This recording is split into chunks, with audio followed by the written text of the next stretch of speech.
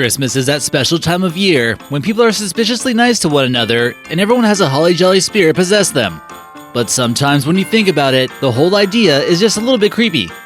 Some overweight guy with a long beard sneaks into your house while you're sleeping at night to leave you some goodies. From the tales of the real Saint Nick to the reason why we decorate trees, here is the hidden history of Christmas. Hey guys, how's it going? I'm your host, American Eye, bringing to you another epic video. Number 11. Elves. Did you really think that elves that spend countless hours of hard labor working for Santa in possibly the coldest place on Earth would actually look normal? No. Elves have been a traditionally Scandinavian creature from folklore, which have been hidden from the rest of society to live in caves or other remote areas. In places like Iceland, they still feel like elves could be out there, lurking around in grassy areas. Icelandic laws were put in place to protect all places that are connected to folklore for cultural heritage. But in modern times, these elves are worked to the absolute limit and rarely even get to see the sunshine. That's because it's snowing all the time in the North Pole. The toy-making elves depictions became popular in the mid-1800s in magazines to make the legend of Santa Claus seem even more magical. Number 10. The mistletoe. Be careful when you're walking during Christmas time, or you might find yourself under the mistletoe with the wrong person. It was believed that a person who refused to kiss underneath the plant would bring bad luck. But mistletoe has some mysteriously dark origins that we're about to talk about. The Celts believed that it was a symbol of fertility, especially from the god Tyrannus. In Greek mythology, it was used to help people reach the underworld. And in Druid mythology, it was used during the sacrificial ritual known as the Ritual of the Oak and the Mistletoe, which we can't get too much in detail on YouTube. We should also mention that this stuff is poisonous, and most of the time, you shouldn't eat it. One tradition stated that with each kiss, a berry from the plant must be eaten, which has resulted in some fatalities in the past. Number 9. The Christmas tree. Back during pagan times, a tree that was able to stay green all year, no matter what season it was seen as something special to them, especially during wintertime. Druids also felt as though trees were channels to the gods and would knock on them in an attempt to communicate.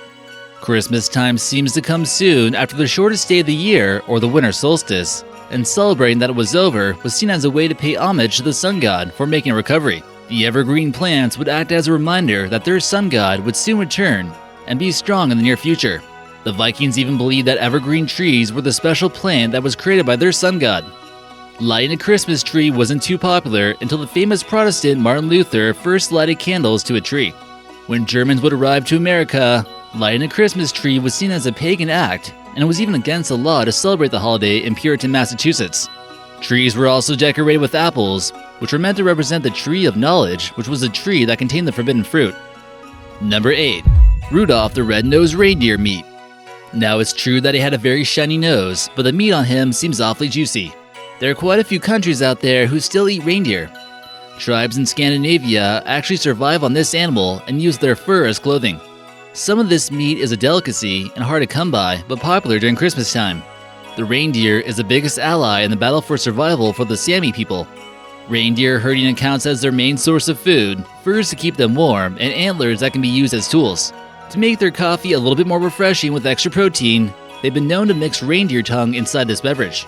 For traditional reasons, reindeer herding is only permitted to the Sami people in northern Nordic countries. So where did the story of flying reindeer actually come from? The Norse god of Odin had a flying horse with 8 legs that helped him move through the skies. Santa has a crew of 8 reindeer which help him move his chariot in a similar manner.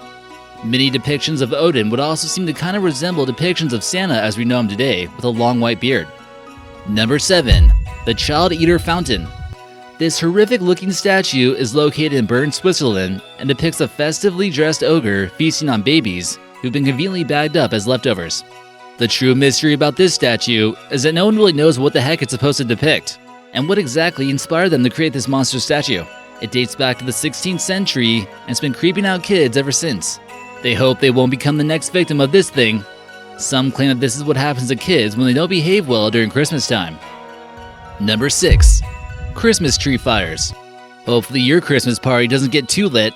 Bringing a big chunk of flammable wood into your home might seem like an invitation for disaster. With the added danger of getting nice and warm by the fireplace, Christmas tree fires are known to be a real bummer and can definitely ruin your holidays. To top it off, People often wrap their trees with electrical lights, which can get things really heated up quickly. It seems to happen all too often, and there's an average of 160 home fires that get started on a Christmas tree each year.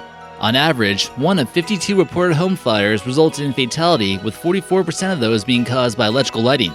Then, of course, you have the geniuses who intentionally light their trees on fire after Christmas is over, and it burns a little bit out of control, especially if the wind picks up. There are some videos online that can show how just one spark can turn a tree into a raging inferno in just a matter of seconds. So watch out and make sure you water your tree occasionally. Number 5. The Krampus. This is why kids need to behave during Christmas time, or the Krampus might come out and get you. This beast-like creature has claws, fangs, horns, and will beat up kids with a whip. This is a photo of the German mythical creature who basically does the opposite of Santa Claus. It's a long-horned creature that hunts down naughty children and abducts them. He lives in the underworld as far away from the North Pole as possible. He might vary in appearance from region to region, but one thing is certain. You better watch out and try not to cry. Number 4. Who was Old Saint Nick? Did you think Santa Claus was from the North Pole? Try southern Turkey instead? That might be one of the last places you'd expect him to be from. He was of Greek descent and was a patron saint for sailors, merchants, archers, thieves, working girls, brewers, and pawnbrokers. Not exactly the type you'd expect to see on his nice list. And when was he born? Way before the Christmas we know of today, back during the 3rd century AD. He was known for leaving gifts of gold to poor families who were considering selling their kids into slavery. Number 3. Getting presents. This saint became wealthy after losing both of his parents to illness, which allowed him to be able to help out some needy people. Saint Nick showed much compassion for the poor and would engage in anonymous gift-giving. One night, while 3 girls were sleeping, Saint Nick put gold down the chimney, which fell into their stockings that were being held up to dry. This was where we get the stocking tradition in modern times. A lot of our chocolate is shaped like gold coins too. One of his most interesting miracles came when he rescued 3 children who were about to be butchered and sold as pickled ham. Could that be why we eat ham on Christmas? Due to many good deeds he performed throughout his life, he's been held in high regard among the Greek Orthodox Church. Churches in the Byzantine capital of Constantinople would be dedicated in his honor. Also, some of his remains would be kept there until the Ottomans would invade, which brings me to my next one. Number 2. The Tomb of Saint Nick. Why go visit Santa Claus at the mall when you can see his bones instead? Saint Nick would eventually pass away in the city of Myra, where he would originally be put to rest. He would be able to rest there in peace for a while until his remains would end up all over Europe in a strange series of events. This photo here actually shows the original tomb of St. Nicholas at the Basilica in this mysterious ancient city. During a time when Europe was relic hunting, pieces of his skeleton would be worth quite a bit. In 1071, the city of Bari, Italy sent people to remove the remains of St. Nick from his tomb in Turkey. It was some sort of merry tomb robbing mission. They were eventually able to get a majority of the bones, but then Venice wanted their share too. They sent their own grave robbers to Myra and got some. A DNA analysis in the 20th century would go on to prove that they were from the same person. As demand for Santa's bones continued, he would end up all over Europe in countries like Bulgaria, Denmark, France, Belgium, Austria, Germany, Belarus, and even Canada, just to name a few. So in a sense, I guess you could really say that Santa is everywhere, right? And before we get to our number 1, let us know in the comment section what you want for Christmas. Maybe Santa will bring you something special this time. And number 1.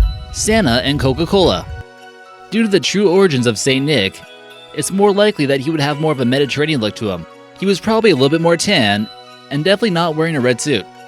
The name Santa Claus actually comes from the Dutch version of the short name for him. They called him Sinterklaas, and Dutch families in New York would gather together in December to honor the anniversary of when he expired. Coca-Cola would introduce the first image of Santa as the man in the red suit with a white beard in December of 1931. Before that, he was a Norseman with fur and reindeer, as we see in this illustration. This one came in 1821 and it looks a little bit more similar, but not the Santa that we know of today. Other images like this one show him with a long beard, but in more religious attire. This illustration by Thomas Nost seems to be on the right track, but Santa used on Coca-Cola ads would become the most recognized version of him. So it makes you wonder, was Santa basically created to promote capitalism? In communist Russia, Santa Claus, and even Christmas trees were banned in order to make sure the Soviet Union's creed didn't have any rivals. Whoa, now that was a cool video. Make sure you guys like, comment, and subscribe, and we'll see you next time.